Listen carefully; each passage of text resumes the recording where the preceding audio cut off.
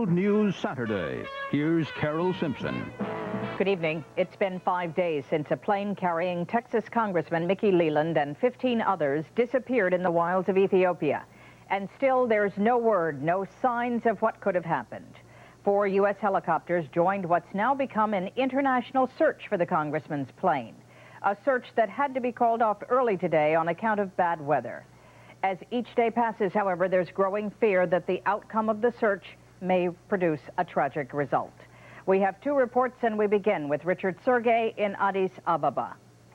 Poor weather in the Ethiopian capital briefly delayed today's search operation. It gave the crews flying the American Black Hawk helicopters a little extra time to get ready for their first mission here. We're looking for a down twin otter, white with blue markings, best we can determine. We don't know exactly where it's at.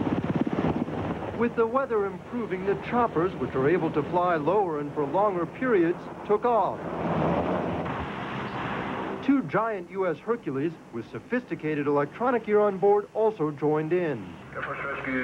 While the rescue planes are in the air, a U.S.-Ethiopian task force continually monitors their progress. The Air Force released pictures of their search today in a remote and rugged area to the west of the Ethiopian capital. The helicopters, which are refueled in midair, are crisscrossing the flight path to a refugee camp where Leland's plane was heading before it disappeared. Late today, the rescue aircraft returned from the intensive search without finding any trace of the missing plane. But 2 of Leland's congressional colleagues, here to monitor the situation, say they haven't given up hope. We'll be going out every day until we locate Congressman Leland's plane and his party. Mickey's my brother. Until we find him and know everything that we have to know, I'm going to remain optimistic. Tonight, a U.S. Embassy official defended the military's effort from criticism that not enough was being done to find Leland. To date, we have searched an area of 100,000 miles, which is equivalent to the state of Wyoming. Publicly, U.S. officials say they are optimistic that Leland's plane will be found, but privately they are expressing pessimism with each passing day. Richard Sergey, ABC News, Addis Ababa. This is Kathleen DELASKI in Washington. After a detailed briefing from State and Defense Department officials this morning, Leland's staff members withdrew yesterday's criticism of the U.S. government search effort.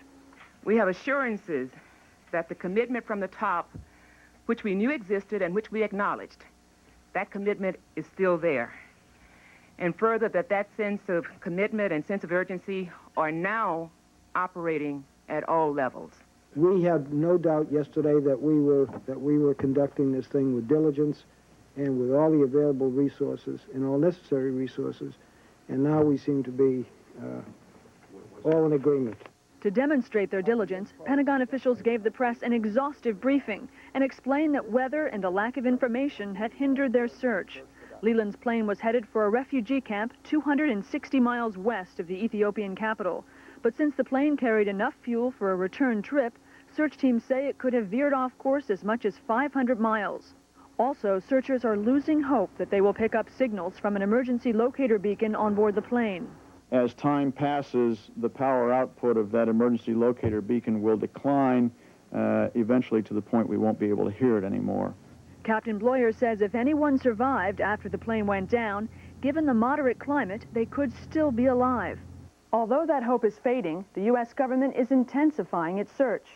The Pentagon is sending 5 more search and transport planes and 100 additional people to be in place by Monday, making this the largest military search for a civilian that Pentagon officials can remember.